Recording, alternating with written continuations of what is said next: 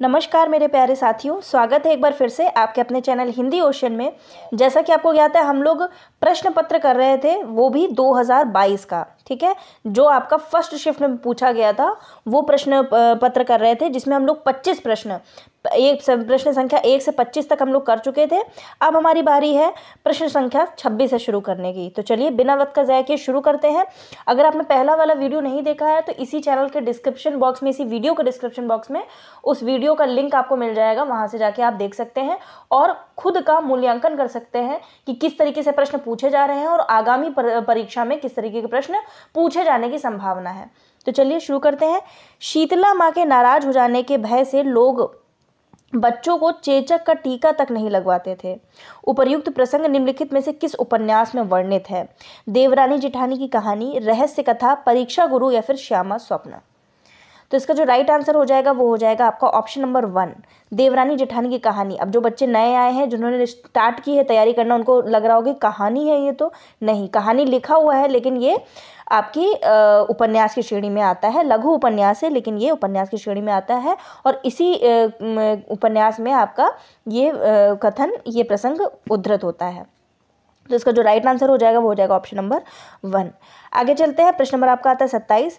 परीक्षा गुरु उपन्यास निम्नलिखित में से किस विषय पर केंद्रित है? प्रतीक रूप में ईस्ट इंडिया कंपनी द्वारा भारत के आर्थिक शोषण का लूट का यथार्थ है।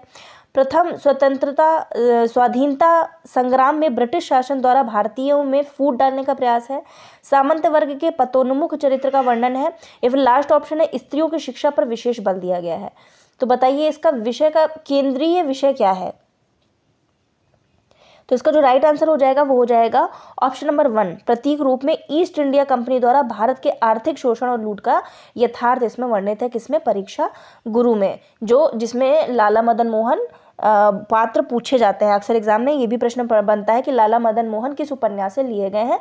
तो परीक्षा गुरु कब आया था? 1882 में। आगे चलते हैं। प्रश्न नंबर 28। निम्नलिखित में से कौन सी रचना अमृतलाल नागर द्वारा रचित नहीं है?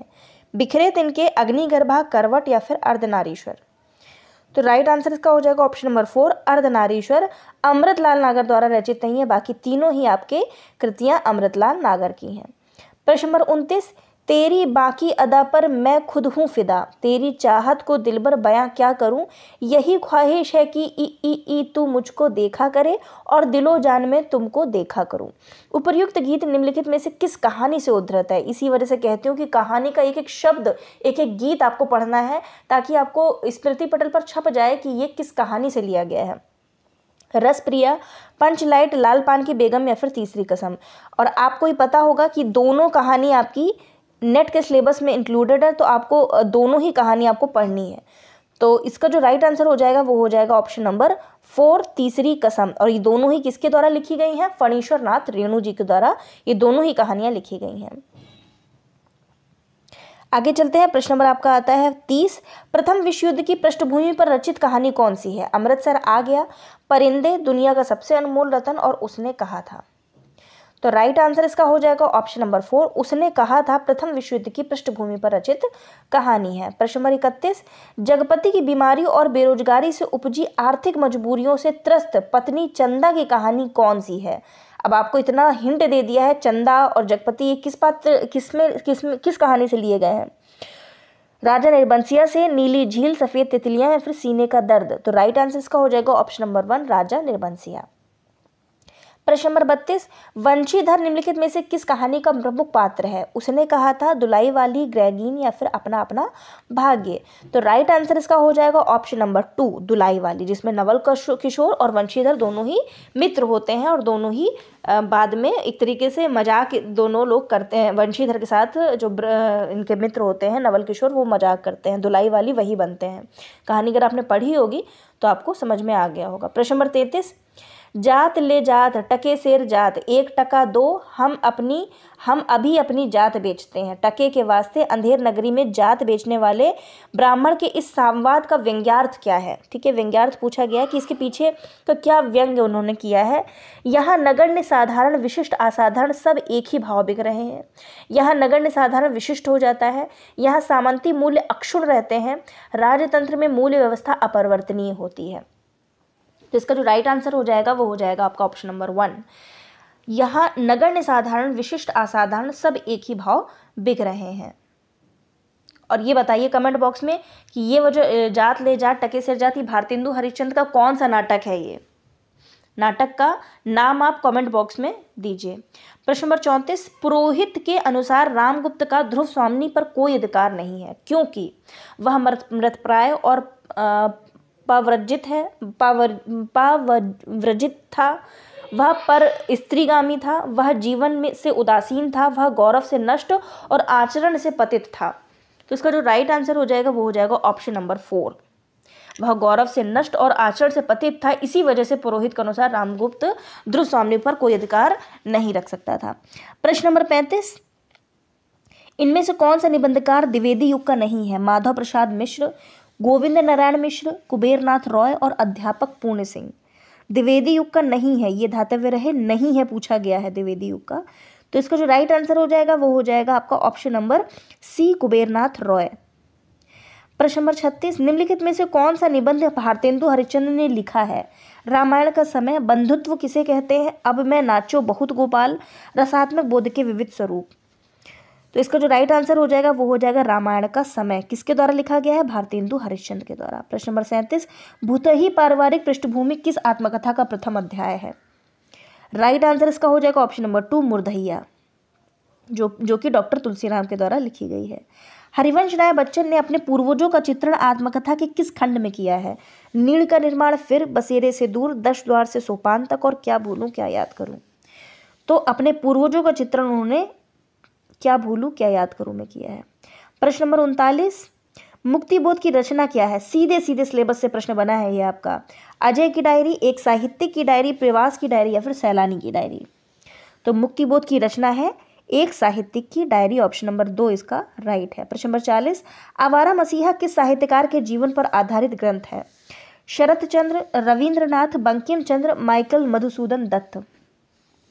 राइट आंसर हो जाएगा ऑप्शन नंबर ए, शरत चंद्र के ऊपर आधारित है आवारा मसीहा। प्रश्न नंबर 41, भल्ला हुआ जो मारिया बहड़ी मारा कंतु, लज्जेजु ता बयनसहु जय भग्गा घर अंतु का तात्पर्य क्या है। हे बहना, अच्छा हुआ जो मेरा कंत मारा गया। अच्छा नहीं हुआ क्योंकि वह मर जाने लायक भी नहीं था, उसके मारे जाने से देश का भला ही हुआ। या फिर लास्ट ऑप्शन, हे बहन, युद्ध में अपने पति के मारे जाने से मैं खुश हूँ क्योंकि मैं सखियों के बीच लज्जा से बच गई। तो आपको बताना है, आपका ये देखिए कूट दिया हुआ है, ए डी सही है, ए बी सही है, ए सी या फिर बी सी। अब आप देखिए और स्वयं चयन कीजिए कि कौन सा आंसर सही होगा। तो इसका जो राइट आंसर हो जाएगा वो हो जाएगा ऑप्शन नंबर 1, ए और डी। क्या दिया गया है, हे बहना, अच्छा हुआ जो मेरा कंत मारा गया। हे बहन, युद्ध में अपने पति के मारे जाने से खुश हूँ क्योंकि मैं सखियों के बीच लज्जा से बच गई। इसका अर्थ यही हुआ है, आपके रामचंद्र शुक्ल की पुस्तक में दिया हुआ है। प्रश्न नंबर 42, पद्माकर भट्ट के बारे में रामचंद्र शुक्ल का विचार क्या है। ऐसा सर्वप्रिय कवि इस काल के भीतर बिहारी को छोड़कर दूसरा नहीं हुआ, परंतु पद्माकर की कल्पना दृष्टि बिहारी से कमतर थी। पद्माकर की रमणीयता ही सर्वप्रियता का एक कारण है। पद्माकर की भाषा कड़कती होते हुए भी कबीर जैसी नहीं है।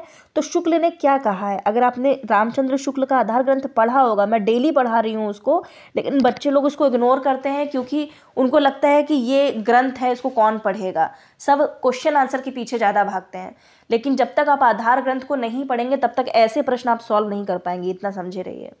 तो मैं डेली उसका लिंक डालती हूँ। करीब 150 बच्चे हैं जो टेलीग्राम चैनल पर जुड़े हैं, लेकिन मुश्किल से 34-35 लोग ही देखते हैं, उसके बाद उसको वीडियो को कोई टच भी नहीं करता है। तो मैं या तो बनाना बंद कर दूंगी वीडियो, आपको जैसे पढ़ाई करनी है आप पढ़ाई कर सकते हैं, आप स्वतंत्र हैं। मेरा बस इतना कहना है कि जितना भी समय अगर 24 घंटे दिए हैं ईश्वर ने आपको, तो 24 घंटे में अगर आपको आधे घंटे का समय अगर मैं आपको इस पुस्तक को पढ़ाने में दे रही हूँ, तो आपको पढ़ने में क्या प्रॉब्लम है। आप डबल स्पीड में सुन लीजिए, कोई प्रॉब्लम नहीं है, आप लेकिन तैयारी करिए, आप पढ़िए, ताकि आपका पेपर, आप सच में अगर सीरियस हैं तो, नहीं सीरियस है तो कोई बात नहीं, आपको तो फॉर्म भी नहीं भरना चाहिए था, लेकिन फॉर्म भरा है, 1100 रुपये दिए हैं एनटीओ को, तो कोशिश कीजिए कि आप पढ़िए और पढ़ के पास होइए, ठीक है। तो इसका जो राइट आंसर हो जाएगा वो हो जाएगा ऑप्शन नंबर ए और सी, ऑप्शन नंबर 1 इसका सही हो जाएगा। ऐसा सर्वप्रिय कवि इस काल के भीतर बिहारी को छोड़कर दूसरा नहीं हुआ। किसके बारे में कहा है, पद्माकर भट्ट के बारे में। और पद्माकर की रमणीयता ही सर्वप्रियता का एकमात्र कारण है। तो ये दोनों ही आपके सही हो जाएंगे। आगे चलते हैं प्रश्न नंबर 43 की ओर। नंददास के बारे में रामचंद्र शुक्ल के विचार क्या हैं? देखिए पूरी कितने सारे प्रश्न। लोग कहते हैं कि रामचंद्र शुक्ल इतनी भारी भरकम पुस्तक का कौन पढ़ेगा, उसकी भाषा बहुत क्लिष्ट है। ऐसी भाषा तो नहीं है जो आप क्लिष्ट के रूप में उसको देखते हैं। आप पढ़ने को तो पढ़ सकते हैं, क्लिष्ट तो उसमें जो पंक्तियां दी गई हैं वो क्लिष्ट हम मान सकते हैं क्योंकि वो ब्रज भाषा में, लेकिन फिर भी वो मैं आपको एक एक शब्द के साथ में पढ़ाती हूँ। और रही बात अर्थ की, उसका अर्थ भी मैं बताऊंगी। लेकिन अभी आपका फोकस होना चाहिए कम से कम सरल प्रश्न जो आपसे पूछे जा रहे हैं उनको तो हल कर सकें। इसी वजह से मैं आपको रामचंद्र शुक्ल, कुछ एक आध बच्चे हैं जो इंटरेस्ट दिखाते हैं उनके लिए मैं कर देती हूँ। अगर किसी एक बच्चे का भी भला हो रहा है तो मैं उस एक बच्चे के लिए भी वीडियो बना रही हूँ। आपको नहीं अच्छा लगता है तो कोई बात नहीं, लेकिन अगर जो लोग लाभ ले रहे हैं वो समझ लीजिए बहुत बड़ी धरोहर ले रहे हैं। क्योंकि शुक्ल की पुस्तक हो गई, गोविंद पांडे की पुस्तक है, बच्चन सिंह की पुस्तक है, तो उन्होंने आपके डॉक्टर रामचंद्र तिवारी की पुस्तक है गद्य इतिहास, तो वो सारी पुस्तकें आपके लिए एग्जाम के पॉइंट ऑफ व्यू से इंपॉर्टेंट है। कुछ पुस्तकें इसी वजह से पढ़ाती हूँ ताकि आप लोग एक बार पढ़ेंगे, फिर स्वयं से पढ़ेंगे, फिर उसके नोट्स बनाएंगे, फिर उसको रिवीजन करेंगे तो कैसे नहीं याद होगा। वो क्लिष्ट भाषा भी एक बार आपको आसान लगने लगेगी। तो बताइए रामचंद्र शुक्ल के विचार क्या हैं इसमें। तो ये देखिए AC है, AB है, या फिर BC है, या फिर C और D है। तो आपको पढ़ना है और उसका आंसर देना है। ऐसे ही प्रश्न पूछे जाते हैं। पूरा PYQ करा रही हूँ इसी वजह से मैं कि आपको PYQ ये आपको टेलीग्राम चैनल पर मैंने सेंड भी कर दिया है, आप देख लीजिएगा। आंसर के लिए आपको लेकिन वीडियो देखना पड़ेगा, उसमें आंसर नहीं मेंशन है।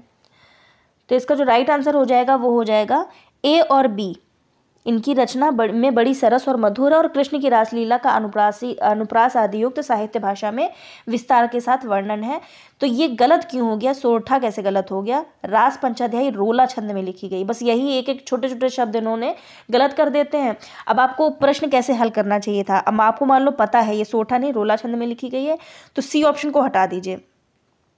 अगर नहीं भी पता है, C हट गया, C हट गया, C हट गया, तो ऑप्शन नंबर 20 का राइट हो गया। तो प्रश्न को अटेम्प्ट भी करना चाहिए, एग्जाम में परफॉर्म भी करना आना चाहिए। सिर्फ नॉलेज आपके लिए काफ़ी नहीं है, उस नॉलेज को एप्लीकेबल कैसे करना है, किस तरीके से आपको एग्जाम में प्रश्नों को हल करना है, वो टेक्निक भी आपको ज्ञात होनी चाहिए। प्रश्न नंबर आपका आता है 44। छायावाद के बारे में देखिए बैक टू बैक क्वेश्चन है रामचंद्र शुक्ल के बारे में की पुस्तक से। नंददास के बारे में पूछा गया, पद्माकर भट्ट के बारे में पूछा गया, अब पूछ लिया गया है छायावाद से। छायावाद के बारे में रामचंद्र शुक्ल की स्थापनाएं क्या है। छायावाद बड़ी सहृदयता के साथ प्रभाव साम्य पर ही विशेष लक्ष्य रखकर चलता है। छायावाद की रचनाएं गीतों के रूप में ही अधिकतर होती हैं। छायावाद में रचना अनुक्ति पद्धति पर नहीं की जाती है। व्यंजना पद्धति का प्रगल्भ और प्रचुर विकास छायावाद की काव्य शैली की असली विशेषता नहीं है। तो बताइए इसका सही आंसर। सही आंसर इसका हो जाएगा A और B, केवल A और B इसका सही हो जाएगा। छायावाद बड़ी सहृदयता के साथ प्रभाव साम्य पर ही विशेष लक्ष्य रखकर चला है। छायावाद की रचनाएं गीतों के रूप में अधिकतर होती है। प्रश्न नंबर 45। निम्नलिखित में से अज्ञे की रचनाएं कौन कौन सी हैं। आंगन के पार द्वार, इतने पास अपने, नदी की बाग, छाया, कुछ पते कुछ चिट्ठियां। आपको ऑप्शन देखने की भी जरूरत नहीं है, ये A और C सही हो जाएगा। A और C कहाँ पे दिया हुआ है, ऑप्शन नंबर 4 में दिया है, तो ऑप्शन नंबर 4 एकदम सही हो जाएगा। आगे चलते हैं। प्रश्न नंबर आपका आता है 46। संलक्ष्य क्रम ध्वनि के भेद क्या है। रसादि ध्वनि, वस्तु ध्वनि, अलंकार ध्वनि, वर्णगत ध्वनि। जब आप अलंकार पढ़ते हैं तो वो ध्वनियों के बारे में आपको भी पढ़ाया जाता है। तो इसका जो राइट आंसर हो जाएगा वो हो जाएगा आपका प्रश्न नंबर 46 है, तो इसका सही आंसर हो जाएगा B और C, ऑप्शन नंबर 4 सही हो जाएगा। वस्तु ध्वनि और अलंकार ध्वनि संलक्ष्य क्रम ध्वनि के भेद हैं। इसकी एक क्लास मैं आपको करवा दूंगी, जितनी भी ध्वनियाँ हैं, ठीक है, तो वो ध्वनि के बारे में एक क्लास रख लेंगे, तो आपको ये क्लियर हो जाएगा संलक्ष्य क्रम ध्वनि और असंलक्ष्य क्रम ध्वनि क्या होती है, इन सब के भेद क्या होते हैं, तो वो आपको क्लियर हो जाएगा। प्रश्न नंबर 47। T.S. इलियट की आलोचना की विशेषता में शामिल है। कविता आत्मगत अभिव्यक्ति से पलायन है। कविता आत्मगत अनुभूति की अभिव्यक्ति है। कवि काव्य का माध्यम भर है। कविता अपवर्जी और अंतर्वेशी होती है।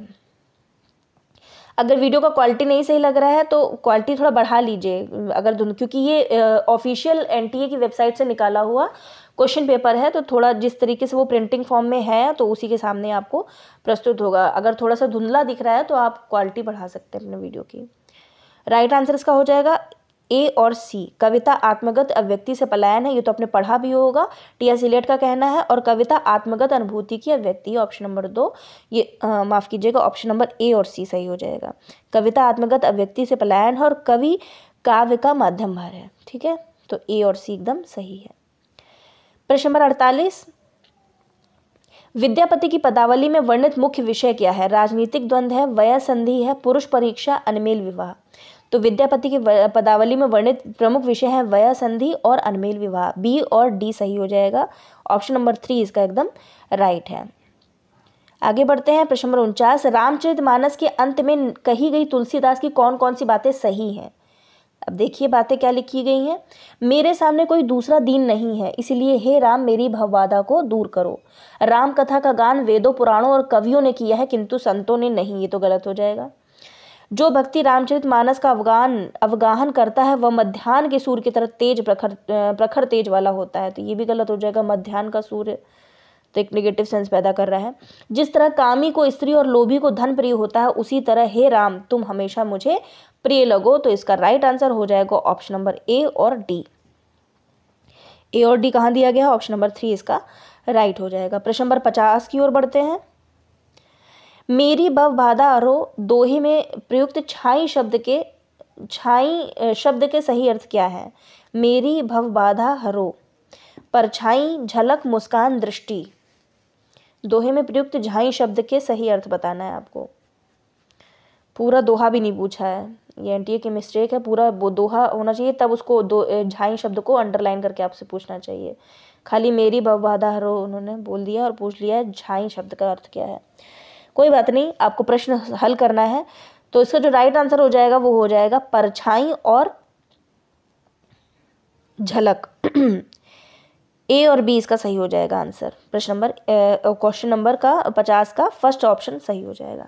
तो ये पूरे 50 प्रश्न कर चुके हैं। पहले शिफ्ट में हम लोगों ने कर लिया था 25 प्रश्न, फिर दूसरी में हो गया 25 प्रश्न। अभी 2 वीडियो और आएंगे और उसके साथ मैं कंबाइन करके आपको पूरा लिंक दे दूंगी, तो 2022 का क्वेश्चन पेपर आपका कंप्लीट हो जाएगा। ठीक है, थोड़ा थोड़ा करके चलेंगे ताकि आपको याद हो जाए, कंठस्थ हो जाए। क्योंकि PYQ आपके, अगर मान लीजिए आपने 100 PYQ किए हैं तो 100 में से आपको कम से कम 90 PYQ तो एकदम कंठस्थ होने चाहिए, बल्कि 90 + 5 95 प्रश्न तो आपको कंठस्थ होने, क्योंकि वो तो आपके आए हुए प्रश्न पत्र में क्वेश्चन है।